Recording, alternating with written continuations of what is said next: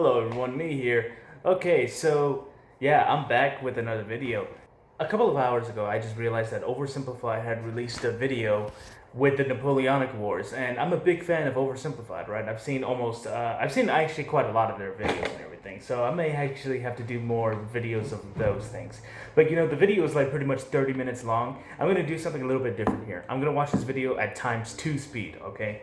Now, it may be a little bit weird or something like that for some of you guys following along, but yeah, we'll see how this goes. So without further ado, let's get this thing over with.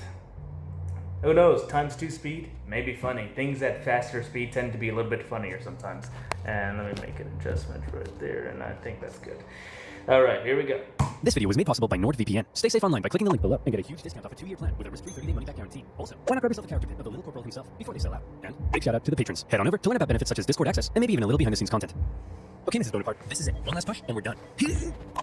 Congratulations, it's a general. Oh, and here comes the rest of the army now. Did you just say the rest of the army?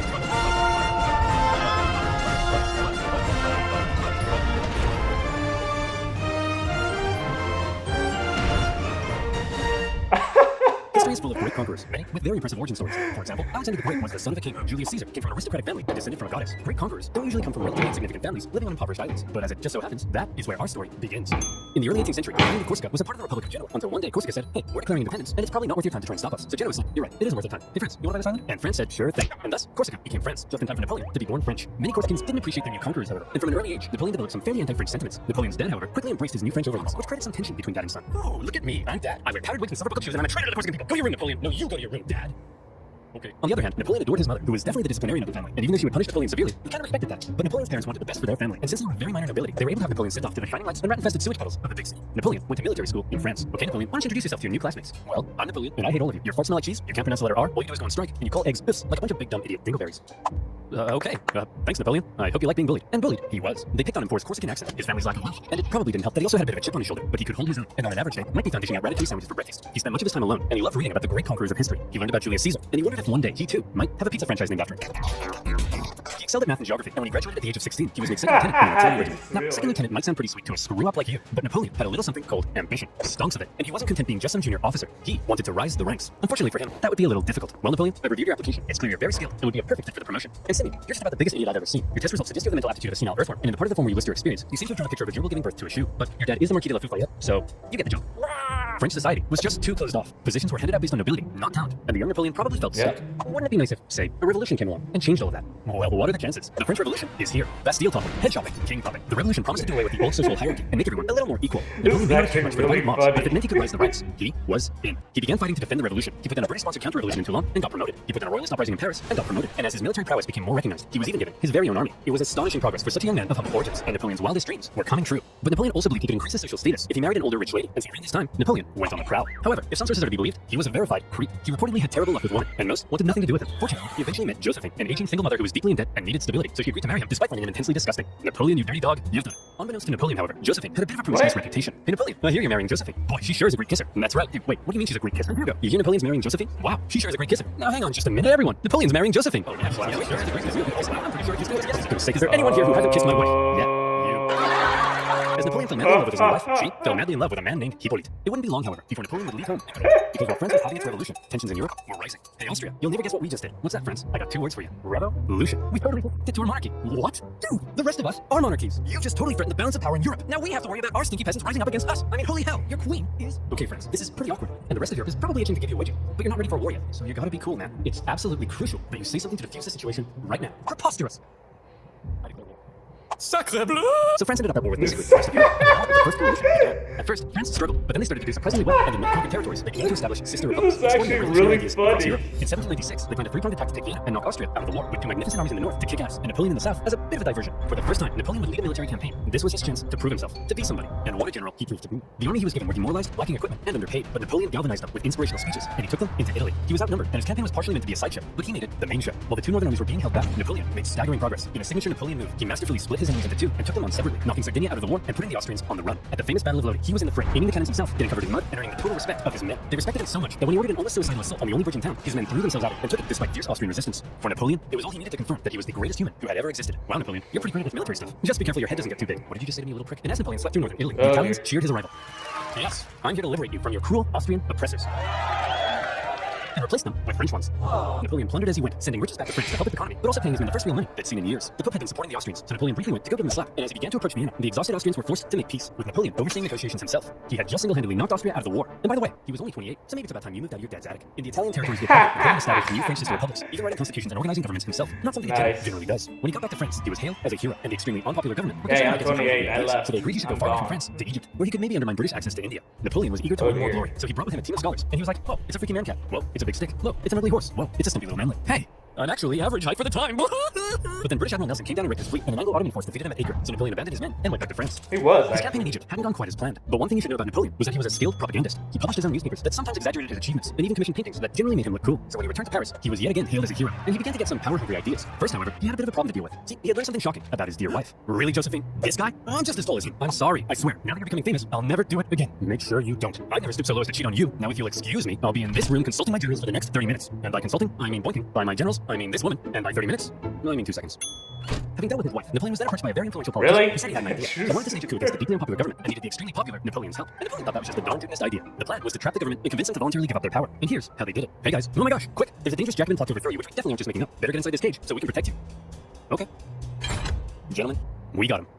In this case, the cage was an isolated palace outside of Paris, with no one around but Napoleon and his army. With the government inside, Napoleon then entered, and a pretty chaotic event ensued, during which the government didn't seem entirely sure what was going on, Napoleon's men didn't seem entirely sure what was going on, and Napoleon himself didn't seem entirely sure what was going on. But thankfully, Napoleon's brother Lucien, president of the lower house, managed to regain control, and the remaining councilmen were intimidated into creating a new constitution. And thus, a new government was formed, this time with 3 consuls in charge. But after Napoleon did some rewriting, in the end, there was really only one man in charge, the first consul, him. And over the next few years, he worked to consolidate even more power, and essentially became a dictator in total control of France. And by the way, he was only 30, so maybe it's about time you washed your disgusting bedsheets. France was now ruled by possibly the greatest military leader of the time. Possibly the greatest? Or definitely. Well, now is his chance to prove it. See, back when Napoleon was still in Egypt, being Indiana Jones. Back home, France was in France, being France. They had conquered even more territory, and they were like, hey people, you get revolutionary ideals. Hey Switzerland, you get revolutionary ideals. And Rome, you get revolutionary ideals. Everybody gets revolutionary. Oh, hey guys, nice sledgehammers. And Naples, very cool nail gun. You guys here to get some revolutionary ideals? Yep. As France was still spreading the revolution, and with Napoleon busy in Egypt, the European powers felt the time was right for round 2, and the war of the Second Coalition began. And this time, their big bad boy buddy Russia was here to bang some French boys back to Bordeaux. And bang them. They did. France got blasted. But then Russia pulled out after slowing Switzerland, and now that Napoleon was in charge of the country, he was ready to start blasting right back. He took command of the army of the reserve, and he brought the fight to the Austrians. Now, there are many traits that made Napoleon a great military leader. I already mentioned one of them, how he was one of the boys and commanded the total loyalty of his men. But now we see a second reason, the element of surprise. In 1800, Napoleon moved to Geneva, and it looked like he was probably going to take on the Austrian forces in Germany. There's no way he'd be crazy enough to move his entire army south to the Alps as a surprise attack on the Austrians besieging Genoa. Oh, Napoleon's moving his entire army south to the Alps as a surprise attack on the Austrians besieging Genoa. Napoleon's crossing of the Alps is legendary, and he made some one of the most famous paintings of the general, popping a sick wing on his majestic stallion, surrounded by dangerous mountain terrain. Of course, in real life, he made the crossing on a depressed mule, but that's not as cool. When he emerged in Italy, the Austrians expected him to come break their siege, but Napoleon went for their supply line near Milan, forcing the Austrians to meet Napoleon head-on at the famous Battle of Marengo. The Austrians initially clobbered the outnumbered French, and they were like, hooray, we won. But then a few hours later, Napoleon showed up again with an even bigger army, and he clobbered them right back. Holy cow, this tiny little fun-sized French guy is running rings around us. I'm average height for the time, you jerk! Then, after General Moreau's victory at Hohenlinden, Vienna was exposed, and the Austrians again sued for peace. And just like the war of the First Coalition, the Second Coalition ended in another French victory. But in many ways, they both were more like Napoleon really victories. funny, Only the UK man. were made up war with Napoleon, and they were using their powerful navy to blockade French ports, and were even seizing the cargoes of neutral ships. Obviously, everyone else got pretty pissed off that the British were interfering with their trade, so in response, they formed a league, and they embargoed the UK right back. Neutral countries protecting their own interests, that's offensive. So Britain went to Copenhagen and blew a bunch of stuff up, and the league disbanded. But because the UK's economy was pretty busted, they decided to sign a treaty with France in 1802. For the first time in a long time, Europe was at peace. Congratulations, sire. You've achieved peace. Yes, Pierre, but not for long. I still don't trust those dirty Brits. Did you hear they've been calling me the Bone Man? What does that even mean? Keep an eye on them, would you? I can't, sire. Why not? Because they use NordVPN. Now, where were we? Oh, yeah. Crossing the Alps, defeating the Austrians, and Europe at peace. What a meteoric rise it had been for the young Corsican. He had just taken charge of a nation that appeared to be losing war and turned it all around, securing French gains in Europe. But there was now a big question. You see, throughout the chaotic French Revolution, French governments had struggled to keep the economy afloat. They often didn't have a whole lot of support, and they frequently came and went. Would Napoleon finally be the man who could stick around? Military victories were one thing, but could the general also govern? Spoiler alert. Yes, the economy's struggling? Well, then why don't you have yourself a new national bank, currency reform, and improve taxation and welfare systems? The legal system is an incoherent mess. Well, then why don't we nicely wrap all those civil laws up into one new centralized legal code? Corrupt government officials? Throw them in the trash. Bad infrastructure? Throw them in the trash. Women's rights? Throw them in the trash. Wait.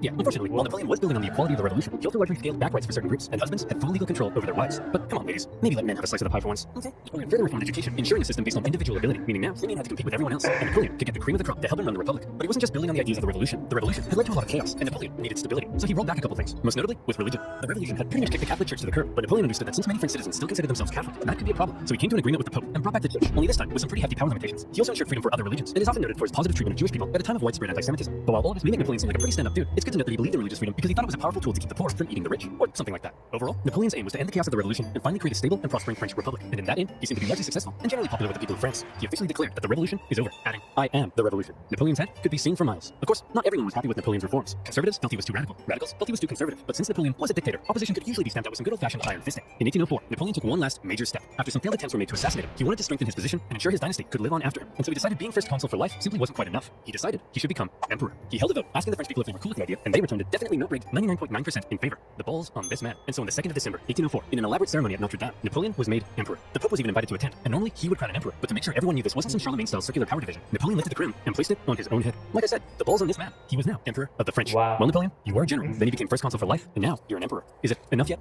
Is your ambition finally satisfied? I don't know, Pierre. What comes after emperor? I would say God, sire. You want to be a god? Yes.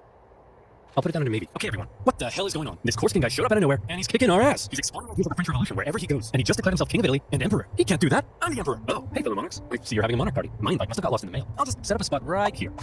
Wow, you don't belong here, Napoleon. We're coming to take you down. I'd like to see you try. Oh, I'm so scared I just pooed my pants. Hey, everyone, I just pooed my pants.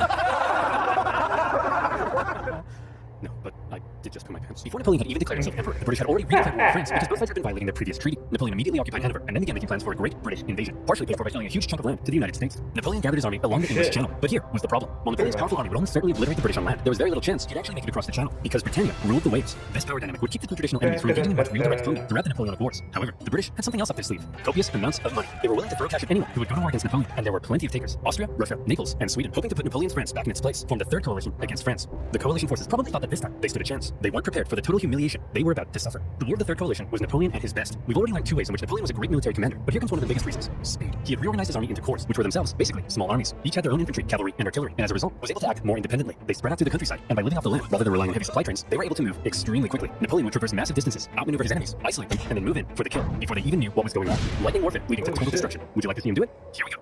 Napoleon's plan was for the Russians to meet up with the Austrians and take on Napoleon together. Combined, they could turn the tide against them, so Napoleon needed to stop them from ever meeting. But he's on the way over in Boulogne, no problem. In a matter of weeks, Napoleon marched 200,000 men in secret, encircling Austrian General Mack and capturing his entire army. A devastating blow. Napoleon later remarked, "He destroyed the Austrian army by simply marching." He turned to face the approaching Russians. Okay, it looks like the French are coming for us, but check this out. I've got an amazing idea. When they approach, we run away. Sir?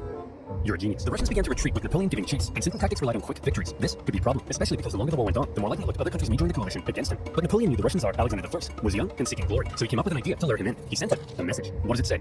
It says, "Hello, I'm just a little baby boy, and I'm very scared." Are you talking like that? He is, sir. Why is he doing that? I don't know, but it's very cute, helpless, and vulnerable.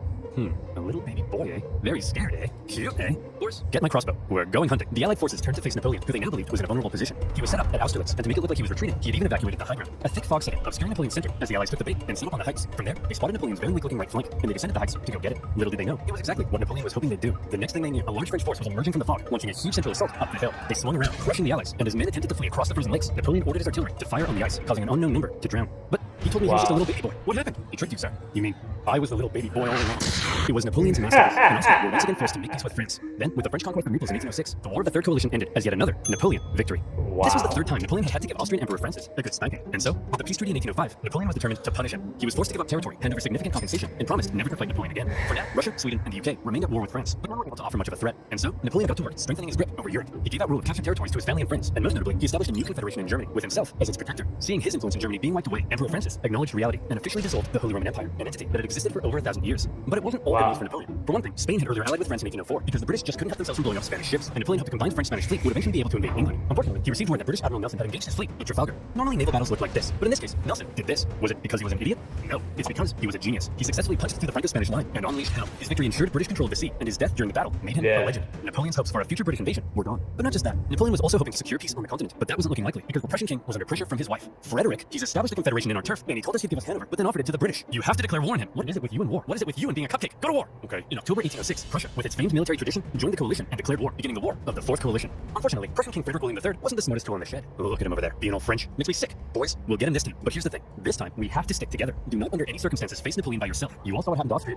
Hey, where'd Fred go? Hey, you jerk. Think he's some kind of big shot? Huh? Wanna tangle with Fred? You don't got the cojones. We're screwed. Without consulting its allies, Prussia had gone ahead and sent Napoleon an ultimatum, demanding he move all his forces out of Germany. Now, some of you watching this video probably can't even wipe your own bum yet. But even you knew, you don't just send Napoleon an ultimatum. Obviously, Napoleon went in for the kill. Prussia's army was quite outdated, so when they met Napoleon at the twin battles of Jena and Auerstedt, it wasn't even close. Even Marshal Davout's heavily outnumbered corps at Auerstedt sent the Prussians running, and Napoleon carried out a ruthless pursuit of his fleeing enemy, taking Berlin and within a single month decimating the Prussian forces. Frederick William and the remnants of his army moved to the east. At this point, Napoleon's forces were pretty tired. Winter had come and conditions were miserable. He anticipated both sides would settle into winter quarters, but Russia decided to try their hand at an unexpected winter attack. A series of brutal battles followed and took a heavy toll on both sides, including the vicious Battle of Eylau, fought in blizzard conditions. Men froze to death, and many deserted. The Russian artillery tore the French to shreds, and Napoleon himself was momentarily under risk of being captured. In the end, the French army was saved thanks to a legendary cavalry charge by Napoleon's flamboyant cavalry commander, Murat. After the horror inflicted on both sides, they decided it might be a good idea not to do any more fighting until after winter. Then, after winter came, and the fighting continued, the Russians were pushed back to Friedland, where Russian General Bennigsen made a bit of a blunder by positioning himself with the Aller River to his back. The French artillery were able to pull the Russians between the river and their concentrated gunfight, a major element in Napoleon's fighting style, and many Russians drowned as they tried to escape.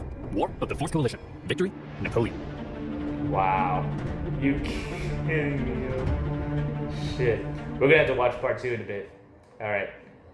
So, guys, stay in tune for that. I'm gonna watch part 2 in about, like, right now, alright?